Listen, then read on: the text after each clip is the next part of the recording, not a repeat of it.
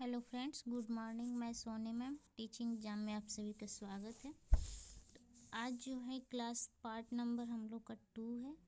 First part जो है sequence से क्वेश्चन कर रहे हैं, उसमें जो है फर्स्ट पार्ट कल हो गया था, आज सेकंड पार्ट है। उसमें हम लोग कानी साल तक जो है कि कर लिए थे, तो उसके आगे आज देखना है। उसके आगे का जो स्टेप है उसको देख लेते हैं। तो आगे जो है स्टेप है फर्स्ट नंबर, आज के क्लास का फर्स्ट नंबर होगा। तो है एक आयुक्त प्रणाली में खाद्य उत्पादन में शामिल कदमों को अनुक्रमित करें। जो खाद्य उत्पादन प्रणाली में शामिल जो कदम होता है, जो मतलब कदम उठाया जाता है, उसको जो है कि क्रम से लगाना है। तो पहले क्या करेंगे, प्रशीतित कच्चा माल, यानी कि जो भी अगर जो सब्जी वगैरह होगा, चाहे जो भी अगर रेस्टोरेंट में बनाया जाता है, तो पहले कच्चा माल आता है, इसको रखेंगे फर्स्ट नंबर पे। उसके बाद से उत्पादन यानी कि प्रोडक्शन, तो उसका उत्पादन करते हैं। फिर तेज़ी से मतलब उसको उत्पादन यानी कि उसको पकाने के बाद, बनाने के बाद तेज़ी से ठंडा करना। तो तेज़ी से उसको देखिए यहाँ जो दिया गया है रैपिड चील, यानी कि उसको जल्दी से ठंडा करना रहता है। क्योंकि जो उत्पादन है ये पूरा पकाया नहीं जाता है, आधा पका हुआ रहता है जो भी पदार्थ रहता है। और उसको ठंडा करने के बाद भाग लेना, यानी कि ये जो है यहाँ देख सकते हैं दिया गया है पोर्शनिंग, यानी कि बांटना होता है। बांटना, भाग लेना, यानी कि भाग करना इसको बोल सकते हैं। तो कई भाग में बांटना, तो कई भाग में बांट लेंगे। तो ये स्टेप कौन सा हो जाएगा, यहाँ 2, 3 और ये 4 स्टेज हो जाएगा। उसके बाद जो 5 नंबर स्टेज है ठंडी पकड़, उसको जो है कि कोल्ड होल्ड कर देंगे, उसको फ्रीजर वगैरह में रख देंगे कि ठंडा रहे। फिर जब कहीं से मान लीजिए कोई ऑर्डर वगैरह जब देता है, तो उसके बाद से जो है दोबारा से उसको गर्म करके जो है कि सेवा के लिए फिर से सर्विस यानी कि दे दिया जाता है। जो भी अगर कस्टमर जाता है तो ऐसे याद रख सकते हैं, अगर कस्टमर जाता है तो फिर जो हम लोग रेस्टोरेंट में तुरंत जो भोजन मिलता है वो ऐसे ही इसी क्रम से बना के रखा हुआ रहता है स्टोर करके, और जो है जाने के बाद वो तुरंत गर्म करते हैं और वो शेयर कर देते हैं हमारे साथ। तो सर्विस, तो ये जो स्टेज है कितने नंबर हो जाएगा, 1 2 3 4 5 6 7, इसमें जो है 7 स्टेप है टोटल। तो इसे आप लोग याद कर लेंगे। नेक्स्ट स्टेप देख लेते हैं। नेक्स्ट है जो है कि भोजन की थोक खरीद, एक मिनट,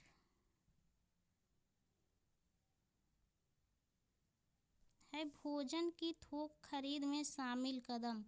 जो भोजन होता है स्टेप, उसको क्या करना है, खरीद यानी कि खरीदते समय जो है क्या क्या मतलब कि देखा जाता है वो बताना है। तो पहले जो है कि आवश्यकता को पहचानेंगे कि हमें क्या आवश्यकता है, फर्स्ट नंबर पे अपनी आवश्यकता जानेंगे। उसके बाद जो है मानक निर्धारित करेंगे। मानक निर्धारित करने के बाद अनुमानित मात्रा, यानी कि कितने मात्रा में चाहिए उसका अनुमान लगा लेंगे। अनुमान लगाने के बाद खरीदी जाने वाली राशियों की पहचान करें। जो अगर खरीदना है तो उसकी जो राशि होती है या उसकी जो है पहचान कर लेंगे। पहचान करने के बाद देखिए आवश्यकता को पहचाने पहले आया तो फिर दूसरे नंबर पे पहचान देख के लगा सकते हैं आप लोग, लेकिन ये गलत हो जाएगा। ये जो है कि 4th नंबर स्टेप है। और खरीद आदेश विकसित करें, खरीदने के लिए जो आदेश है उसको देंगे, तो 5 नंबर हो जाएगा। उसके बाद करेंगे विक्रेताओं के लिए बाजार अनुसंधान। विक्रेताओं के लिए बाजार अनुसंधान यानी कि जो है कि रिसर्च, यहाँ देख लेंगे मार्केट जो है कि रिसर्च, तो अनुसंधान का मतलब होता है रिसर्च। तो रिसर्च करेंगे, उसके बाद 6 नंबर हो जाएगा। फिर विक्रेताओं के साथ जो है चयन करें और बातचीत करें। जो बेचने वाले होता है उसके साथ रिसर्च करने के बाद बाज़ार रिसर्च करें, यानी कि विक्रेताओं के बाज़ार रिसर्च करें। इसका मतलब ये होगा कि कई दुकानें होती हैं, तो हम हर एक दुकान से मतलब देखेंगे कहाँ कैसे मिल रहा है, तो उसके हिसाब से देखने के बाद जो है कि विक्रेताओं के साथ चयन करेंगे, यानी कि उसको सामान को लेंगे हम और जो है कि बातचीत करेंगे। तो ये जो है स्टेप जो है 7th नंबर पे आ जाएगा। तो समझ में आ गया होगा। पहले आवश्यकता को जानेंगे, हमारी क्या आवश्यकता है, फिर मानक निर्धारित कर लेंगे, फिर अनुमानित मात्रा कि हमें कितने मात्रा में लेना है वो जानेंगे, फिर जो है कि खरीदी जाने वाली राशि की जो है जो जो भी चीज़ हमें खरीदना है उसकी पहचान कर लेंगे। करने के बाद फिर खरीद आदेश विकसित करेंगे, खरीदने के लिए आदेश देंगे, परचेज करने के लिए जो भी आर्डर दिया जाता है वो करेंगे। उसके बाद विक्रेताओं के लिए बाज़ार में जो है कि सर्च करेंगे, पहले रिसर्च उसका कि जैसे मान लीजिए बाज़ार में कोई सामान लेना है तो कैसे लेना है, कई दुकान पे पहले देखेंगे, कहीं होता है कि सस्ता मिलता है, कहीं महंगा मिलता है। ये देखने के बाद जहाँ अगर सही लगे तो फिर उसके बाद से जो है बेचने वालों के साथ चयन करेंगे जो भी सामान लेना है उसको, और उसके साथ बातचीत करेंगे, फिर यहाँ जो है कि फाइनल सलूशन हो जाएगा। फिर नेक्स्ट स्टेप देखते हैं। नेक्स्ट है कि वेटर की सेवा में मैकेनिकों का क्रम। जो वेटर सेवा होता है किस में होता है, रेस्टोरेंट वगैरह में होता है, तो उसके मैकेनिकों का क्रम बताना है। सर्विस बॉय जो भी होता है, सर्विस बॉय साइड बोर्ड और टेबल तैयार करना। जो सर्विस बॉय होता है, जैसे मान लीजिए कि किसी रेस्टोरेंट में गए, जो वेटर होता है वो क्या करता है कि साइड बोर्ड यानी कि जो टेबल वगैरह लगा रहता है उसको क्लीन करता है, तैयार रखता है। तो पहले से टेबल लगा रहता है, सभी लोग रेस्टोरेंट में जाते होंगे, सबको पता है ये। तो ये जो काम करता है कौन करता है, वेटर का काम रहता है, तो फर्स्ट नंबर पे हो जाएगा। फिर जो है कि उसके बाद ग्राहक को प्राप्त करना और आदेश लेना। ग्राहक जो भी कस्टमर जाता है उसको जो है कि ले जाकर बिठाएगा टेबल के पास, फिर उसको जो मेन्यू कार्ड होता है वो देगा। देने के बाद उससे क्या लेना है वो पूछेगा, सर आपको क्या चाहिए, मैम क्या चाहिए। ये पूछने के बाद वो जो भी आप ऑर्डर देंगे, आदेश यानी कि ऑर्डर देंगे, उस ऑर्डर को वो नोट कर लेता है, तो दूसरे स्टेप पे हो जाएगा। फिर उसके बाद से परोसना यानी कि सर्विंग, वो आपके यहाँ लाकर देता है आपको। फिर समाशोधन, उसके बाद से समाशोधन जो है कि ये समाशोधन यानी कि जो भी मतलब कि समाधान रहता है वो आपको वो करेगा। जैसे कि पर्ची लाएगा, बिल जो होता है जिस पे बिल बना रहता है वो आपका बिल लाकर वो आपको दे देगा। और जो है आपके टेबल से सब बर्तन वगैरह, जैसे मान लीजिए कि कोई भी प्लेट वगैरह रहता है, तो आप जिस चीज़ में आपको वो जो है कि भोज्य पदार्थ दिया रहता है उसको वहाँ से हटा देता है, टेबल को क्लीन कर देता है। और उसके बाद जो है ग्राहक को विदा करना। उसके बाद से जो होता है कि जो बड़े बड़े कस्टमर लोग होते हैं उनको वो गेट तक छोड़ने तक भी जाता है। तो ये जो है कि हमारा स्टेप हो जाएगा 5 नंबर। तो ये भी समझ में आ गया होगा आप लोग को। फिर आगे देखते हैं। आगे है कि एक पारंपरिक खाद्य सेवा प्रणाली के लिए भोजन के प्रवाह चरण। एक पारंपरिक खाद्य सेवा यानी कि पारंपरिक हमें अब देखना है, उसके लिए भोजन के प्रवाह के चरण क्या होता है।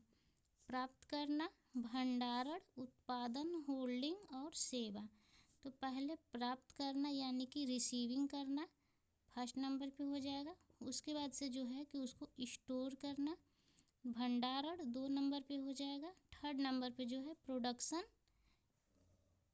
और जो है होल्डिंग यानी कि उसको रखना, होल्ड करके रखना जो है 4th नंबर हो जाएगा।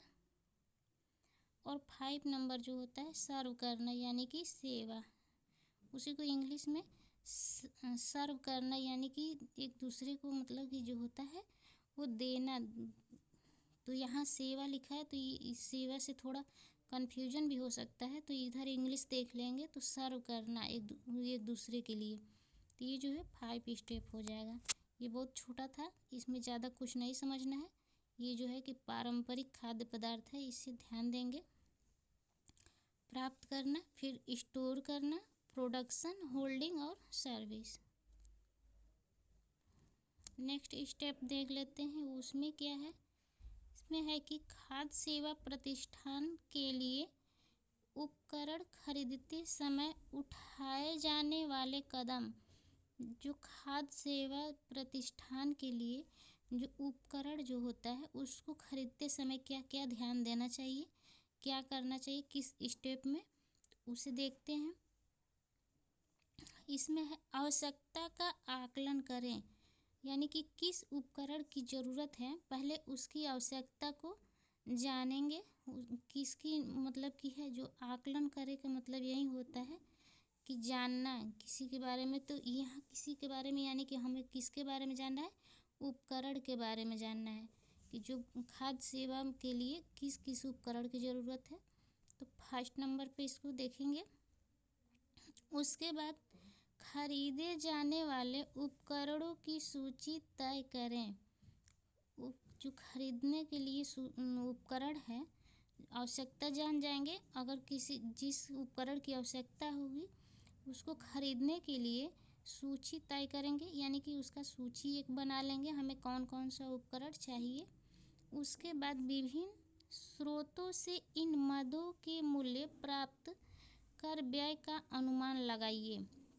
यहाँ कहा जा रहा है कि जो भी उपकरण है तो उसके जो कितने कितने का मिल सकता है उसका मूल्य निर्धारित करें, यानी कि हम खुद से अनुमान लगा सकते हैं कि कौन सा सामान कितने का मिल सकता है।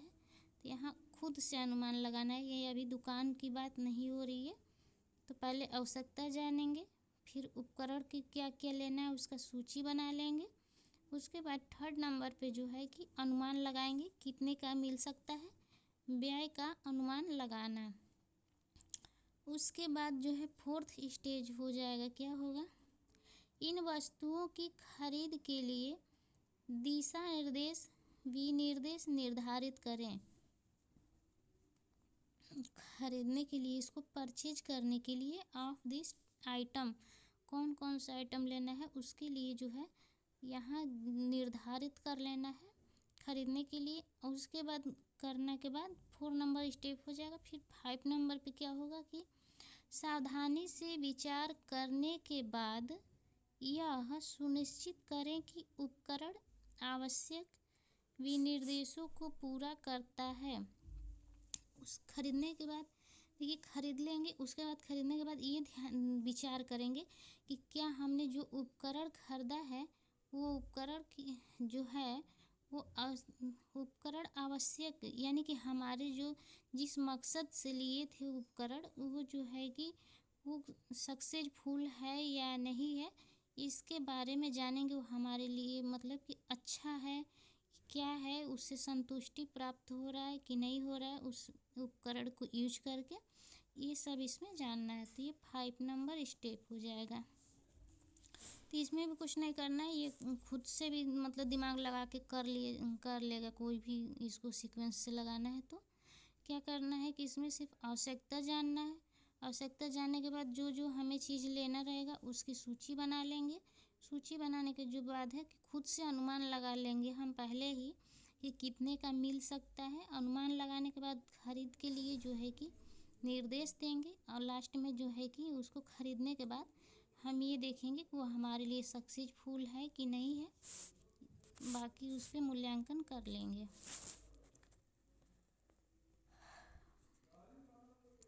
नेक्स्ट स्टेप है ये देख लेते हैं। इसमें है कि खाद्य सेवा प्रतिष्ठान में आपूर्ति प्राप्त करने की प्रक्रिया में शामिल कदम। जो है कि खाद्य सेवा प्रतिष्ठान में आपूर्ति प्राप्त करने की जो प्रक्रिया है उसको उसमें क्या क्या शामिल हो सकता है वो बताना है। तो देखते हैं। डिलीवरी नोट की जांच किए गए ऑर्डर की कॉपी के साथ की जाती है। डिलीवरी नोट्स पर विभिन्न मदों की मात्रा के साथ मिलान करने के लिए गणना भार या मात्रा की जांच की जाती है। सामग्री गुणवत्ता की जांच आपूर्ति के लिए विनिर्देशों के साथ की जाती है। अस्वीकार्य वस्तुओं को डिलीवरी निष्पादित करने वाले व्यक्ति के साथ लौटाए गए आइटम बताते हुए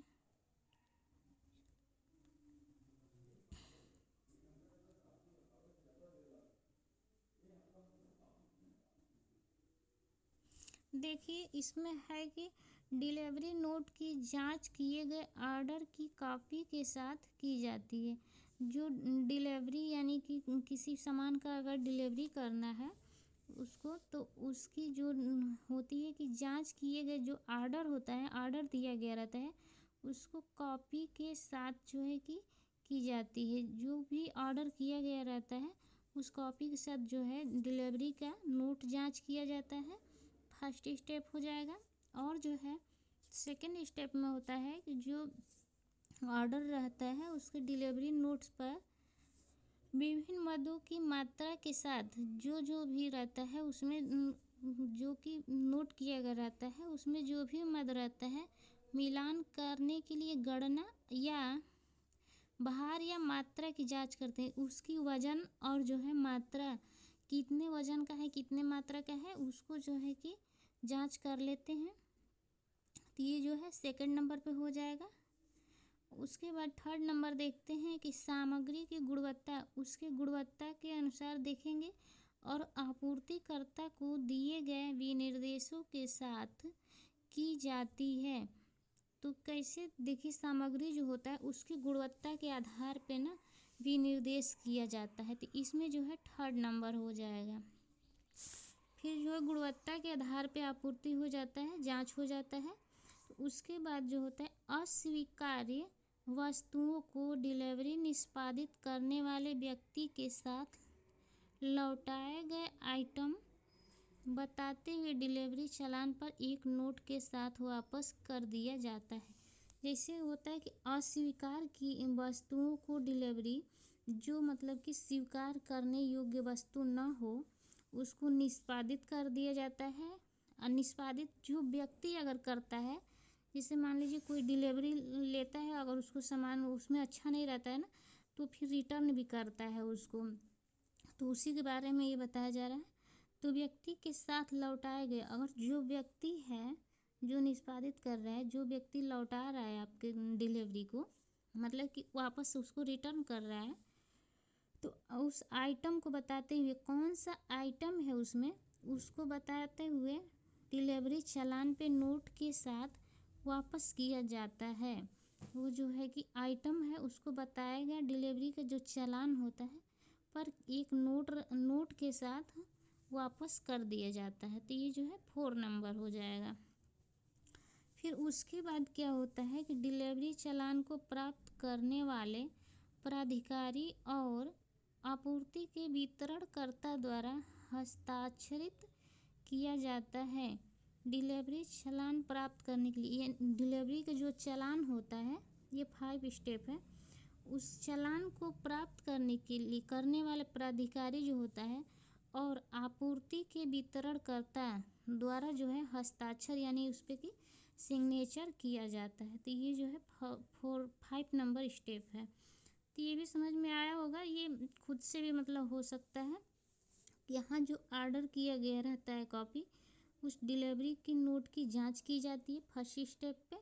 फिर सेकंड नंबर पे जो है कि मात्रा के साथ जो भी डिलीवरी नोट्स पर रहता है मद और मात्रा के साथ मिलान करने की गणना उसके भार और मात्रा के अनुसार किया जाता है। फिर जो है उसके गुणवत्ता के आधार पे करने के बाद जो होता है जो अस्वीकार हो जाता है यानी कि वो सामान अच्छा नहीं रहता है, चाहे जो भी हो, तो कस्टमर अगर ये होता है कि उसको रिटर्न करना हो तो रिटर्न करता है और उसका कारण बताता है। और फिर उसके बाद 5 नंबर जो होता है उस पर डिलीवरी चालान प्राप्त करने के लिए प्राधिकारी और आपूर्ति के जो वितरण करता होता है यानी कि देने वाला, उसका दोनों लोग का इस पर हस्ताक्षर किया जाता है। समझ में आ गया होगा ये भी। और आगे देख लेते हैं। आगे स्टेप नेक्स्ट है प्रबंधन की योजना प्रक्रिया में शामिल कदम, जो मैनेजमेंट होता है उसके बारे में बताना है। प्लानिंग प्रोसेस जो है किसका बताना है? मैनेजमेंट का। कैसे मैनेजमेंट होता है तो देखते हैं। इस तथ्य की पहचान की कोई समस्या मौजूद हो। ये इसमें पहले समस्या के बारे में जानेंगे, क्या समस्या आ रही है उस समस्या को पहले जान लेंगे। समस्या की पहचान करने के बाद प्रासंगिक जानकारी प्राप्त करेंगे। फिर कार्रवाई के संभावित पाठ्यक्रम तैयार करना। जो कार्रवाई होता है पहले जो है कि पहले तो हम समस्या जानेंगे, क्या समस्या है, क्या प्रॉब्लम है। उसके बाद जो है प्रासंगिक जानकारी प्राप्त कर लेंगे। उसके बाद जानकारी करने के बाद जो होता है थर्ड स्टेप होता है, इसमें होता है कि कार्रवाई के संभावित पाठ्यक्रम तैयार करना। पाठ्यक्रम जो संभावित पाठ्यक्रम होता है उसको तैयार करना। फिर उसके बाद जो होता है नेक्स्ट स्टेप होगा 4 नंबर। तो इसमें होगा कि सेटिंग प्राथमिकताओं, यानी कि जो सीटिंग होता है सेटिंग जो होता है, शेडिंग का जो होता है प्राथमिकता, यानी कि उसकी प्रायोरिटी जानेंगे कि प्राथमिकता इसकी क्या है। उसके बाद जो है कि सर्वोत्तम पाठ्यक्रम का चयन, जो सबसे अच्छा होगा, जो सबसे बेस्ट होगा पाठ्यक्रम, उसका कोर्स, उस कोर्स का हम चयन कर लेते हैं जो सबसे अच्छा होता है। उसके बाद जो है कि चयन करने के बाद होता है आयोजन करना, यानी कि ऑर्गेनाइजिंग करना। तो ऑर्गेनाइजिंग जो है कि 6 स्टेप हो जाएगा। इसमें क्या करना था, पहले जो है कि जो प्रबंधन होता है मैनेजमेंट करने के लिए किसी भी चीज़ का पहले समस्या की पहचान करते हैं कि इसमें क्या प्रॉब्लम है। पहले प्रॉब्लम जानेंगे, उसके बाद से उसके बारे में जानकारी इकट्ठा कर लेंगे। जानकारी इकट्ठा करने के बाद जो है संभावित पाठ्यक्रम तैयार करेंगे। जो है कि संभावित यानी कि कोर्स जो होता है उसको तैयार करना। फिर प्राथमिकता देना, और जो है प्राथमिकता देने के बाद से जो सबसे सर्वोत्तम होता है उस कोर्स जो होता है उसका चयन कर लेंगे। फिर लास्ट में आयोजन कर लेंगे, ऑर्गेनाइजिंग।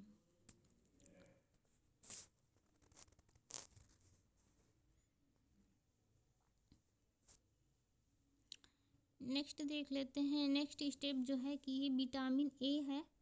विटामिन ए की कमी के कारण आँखों के लक्षणों के विकास की प्रगति का क्रम लगाना है।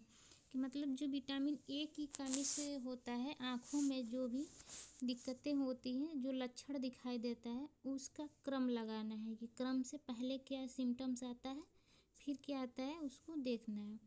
तो पहले जो होता है इसकी 8 स्टेप होती है, लेकिन इसमें जो है कि 2 4 5 इसमें दिया गया है, कुछ मिसिंग है। तो देख लेते हैं, पहले इसको क्रम से लगाते हैं।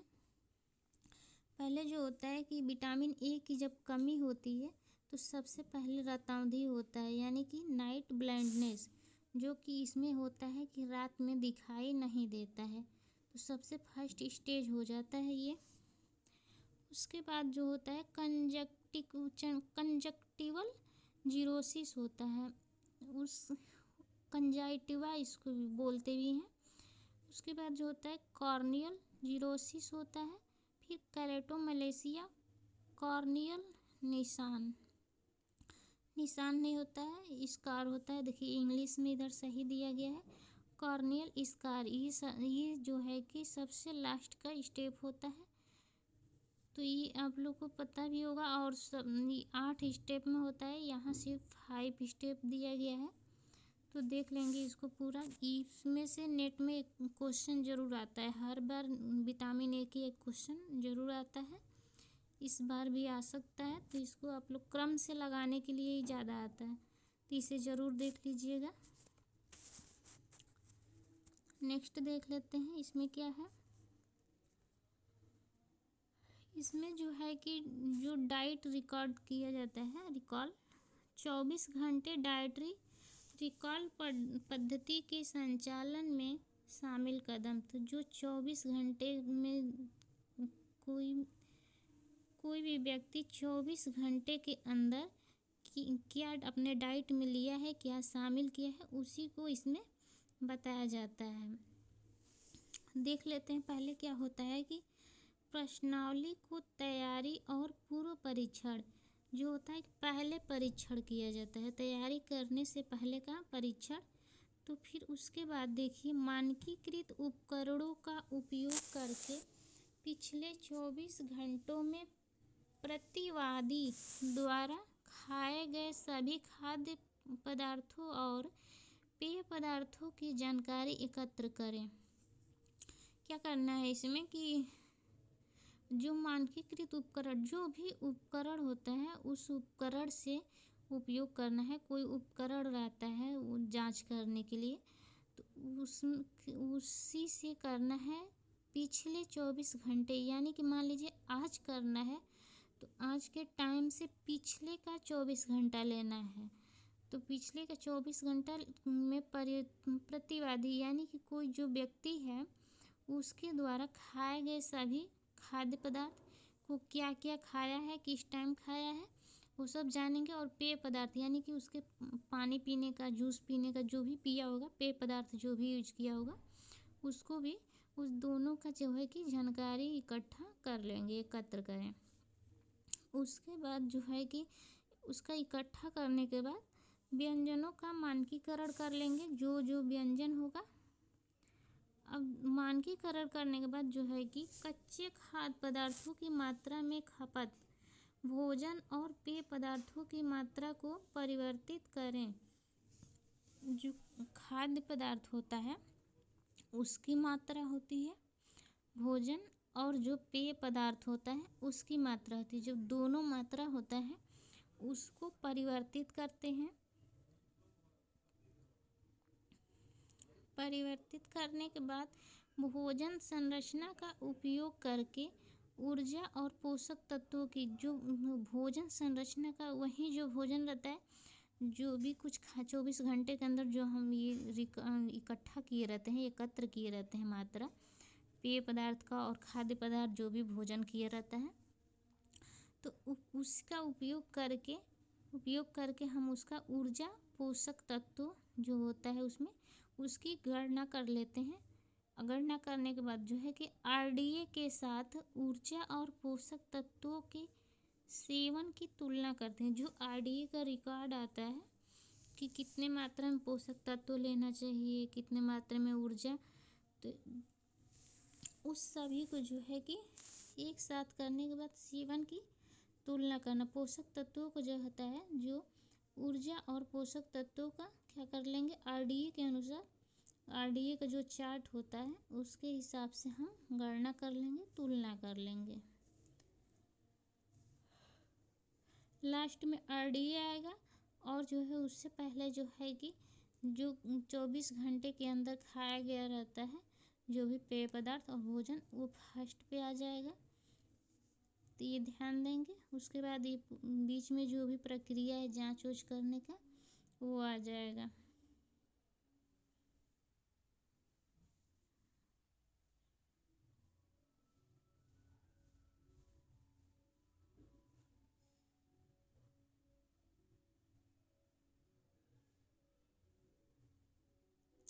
नेक्स्ट देख लेते हैं, थोड़ा फास्ट अब चलेंगे क्योंकि ज़्यादा लंबा क्लास हो जाएगा।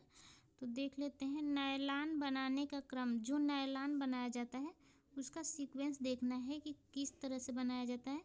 तो मैं बहुलीकरण यानी कि पॉलीमराइजेशन जो है मैं कल आप लोग को बताई थी कि जो अणु होते हैं, आज ज़्यादा नहीं हम विस्तार से बताएंगे। जो अणु होता है दूर दूर होता है सब, तो सभी अणुओं को जो होता है कि इकट्ठा करना यानी कि ऐसे एकत्रित करना, पास में जोड़ना ही जो है कि उसी को बहुलीकरण यानी कि पॉलीमराइजेशन कहते हैं। तो पहले यही जो है कि पॉलीमराइजेशन फर्स्ट स्टेप पे लेना है और सेकंड स्टेप पे जो है चिप्स का गठन यानी कि उसको एक ठोस पदार्थ में रहता है तो उसको लेंगे, चिप्स उसको बोला जा रहा है। तो ये ले लेंगे, उसके बाद से उसकी कताई यानी कि स्पिनिंग करेंगे, थर्ड स्टेप हो जाएगा। और चित्रकला यानी कि ड्राइंग, उसको जो है कि स्पिनिंग करने के बाद चित्रकला कर लेंगे 4 नंबर। और स्नेहन और क्रिम्पिंग क्यों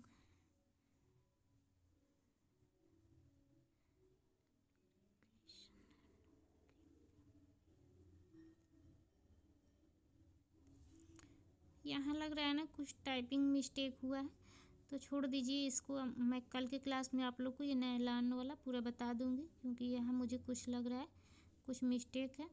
आगे स्टेप देख लेते हैं। आगे जो है कि ऊन का निर्माण का क्रम, ऊन का कैसे निर्माण होता है, जो बकरी भेड़ से कैसे प्राप्त किया जाता है ऊन, पहले ये देखना है। तो सबसे पहले सियरिंग होता है। तो जो भी भेड़ या बकरी, जिस खरगोश सब होते हैं, उसके शरीर से जो बाल पहले उतारा जाता है, उस प्रक्रिया को क्या कहते हैं, सियरिंग कहा जाता है। ये भी क्वेश्चन पूछा जाता है नेट में कि भेड़ के शरीर से बाल उतारने की प्रक्रिया क्या कहलाता है। तो सियरिंग यानी कि कर्तन, हिंदी इंग्लिश देख लेंगे, इसमें शेयरिंग कहते हैं इसको। तो फर्स्ट स्टेप कर्तन हो जाएगा, सेकंड स्टेप जो है ग्रेडिंग हो जाएगा, और उसके बाद से कार्बोनाइजिंग थर्ड स्टेप हो जाएगा, कार्डिंग जो है फोर्थ स्टेप, और जो है कंघी करना, कंघी करके जो है कि समांतर छोटे बड़े रेशों को अलग अलग किया जाता है। तो इसके प्रोसेस के लिए कम्बिंग करना यानी कि कंघी करना होता है। तो ये 5 स्टेप यहाँ दिया गया है, तो इसे देख लेंगे। ये जो है उल निर्माण करने का प्रक्रिया है। कंघी कर लेते हैं तो जो होता है समानांतर हो जाता है, बड़ा छोटा अलग अलग हो जाता है। उसके बाद से जो होता है आगे की प्रोसेस स्टार्ट होती है। तो यहाँ तक उल बन जाता है। फिर जो है कि पारंपरिक रिंग कटाई प्रक्रिया के लिए अनुक्रम, जो पारंपरिक रिंग कटाई होती है उसके प्रक्रिया के लिए अनुक्रम यानी कि क्रम देखना है। तो पहले जो है पीकिंग होता है, उठाना होगा, उठा सिर्फ यहाँ लिखा है, उठाना ना भी होगा। तो पहले पीकिंग होता है, फिर कंघी करना यानी कि कम्बिंग सेकंड स्टेप हो जाता है, और सफाई और सम्मिश्रण खोलना जो होता है, जो पोनी बनाया हुआ रहता है, तो उसको क्या किया जाता है कि उसको ओपनिंग और क्लीनिंग एंड ब्लेंडिंग यानी कि मिश्रण मिलाना, उसको मिलाया जाता है। फिर जो ना स्टेप आता है जो कार्डिंग किया जाता है, इसमें जो है स्टेप हो जाएगा 4 नंबर।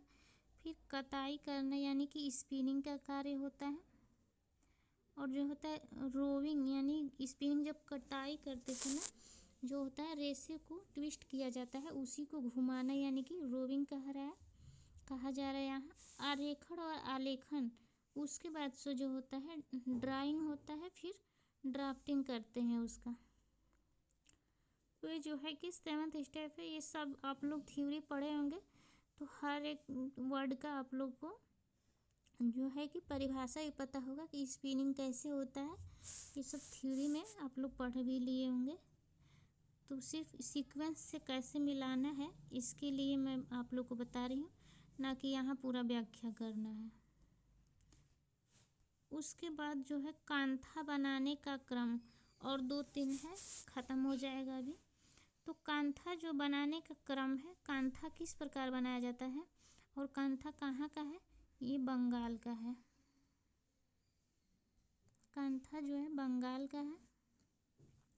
देख लेते हैं। कपड़े को बेसन से धोना, कपड़े जो पुराने कपड़े होते हैं उससे लैस वैस जो होता है कि हटाकर उस पे से जो क्या किया जाता है कि यहाँ से ये स्टेप दिया गया। पहले का स्टेप देखिए 1-2 मिस कर दिया है, पेपर में आ सकता है। पहले जो होता है कि पुराना कपड़ा रहता है उसको क्या किया जाता है, उस पे से लैस वगैरह जो भी रहता है उसको हटा दिया जाता है, उसके बाद बेसन में धोया जाता है।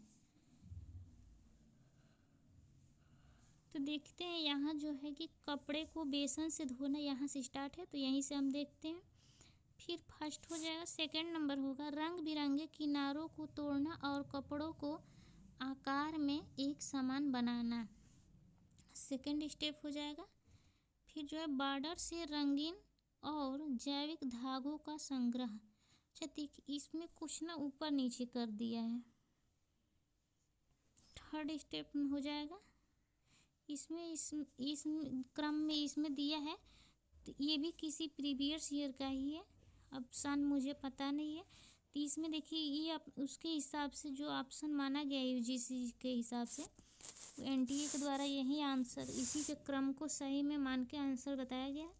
तो देख लेते हैं। पहला स्टेप जो होगा वो हो जाएगा कपड़े को बेसन से धोना। फिर उसके बाद कह रहा है कि रंग बिरंगे किनारों को तोड़ना और कपड़ों को आकार में एक समान बनाना। यानी कि जो रंग बिरंगे उस पर जो भी कुछ होगा उसको हटा लेंगे। हटाने के बाद जो कपड़ा होता है उसको एक समान बनाना, यानी कि एक समान भागों में क्या करेंगे, उसको बांटेंगे। फिर जो थर्ड स्टेप है, बॉर्डर से रंगीन और जबकि धागों का संग्रह जो होता है, बॉर्डर से रंगीन है जो भी बॉर्डर वगैरह रहेगा उसके बाद हटाने के लिए यहाँ से कह रहा है। फिर है कपड़े की परत बनाना और उसे आपस में सिलना। कपड़े को जिस आकार में हमें करना है, एक बराबर भाग में पहले जो बांटे रहेंगे उसको परत बना लेंगे बिछाकर, और उसके बाद से फैलाकर बनाने के बाद जो होता है आपस में उसको सिल देंगे। सिलने के बाद जो है कि उसके ऊपर से सतह का विभाजन किया जाता है। विभाजन करने के बाद जो होता है डिजाइन के साथ डिब्बों को भरना। जो भी मतलब हम सतह भाग में उसको बांटे रहते हैं ऐसे बनाया जाता है। ज़्यादातर कांथा ऐसे ही बनाया जाता है। तो मान लीजिए ये जो भाग है तो उसको जो है कि ये विभागीकरण कर लेना। उसके बाद जो डिब्बा होता है, ये जो खाली जो डिब्बे हैं इसको भरेंगे। उसके बाद जगह के बीच में भरना, जो भी खाली जगह बचा रहेगा सब भरेंगे। ये यही स्टेप माना गया है, तो हमें भी यही देखना है। तो ये जो है स्टेप ध्यान दीजिएगा आप लोग। आगे जो है आगे स्टेप है